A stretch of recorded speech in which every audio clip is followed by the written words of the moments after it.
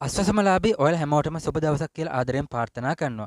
ඔන්න අස්වසම් පළවෙනි අදිරයටත් අස්වසම දෙවෙනි අදිරයටත් සුභාරංචියක් කරගෙනයි මම මේ වීඩියෝ එක අරගෙන ආවේ.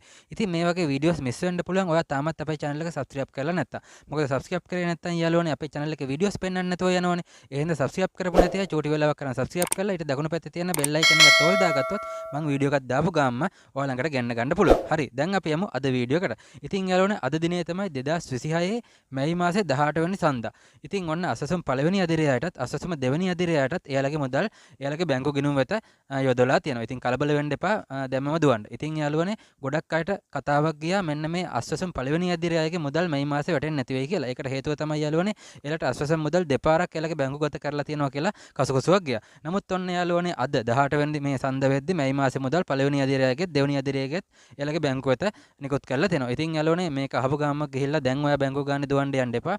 ඒකට හේතුව යාළුවනේ සමහර බැංකුවල මේ මුදල් බැංකු ගත කරද්දී සමහරක් විට අද අවශ්‍ය වෙන්නත් පුළුවන්. ඒ හින්දා හෙට 19 වෙනි අගහරුවාදා ඔයා බැංකුවට ගියා නම් ඔයාලට කිසි කලබලයක් නැතුව කිසි ප්‍රශ්නයක් නැතුව මෙන්න මේ අස්වසම් මුදල් ගන්න පුළුවන්.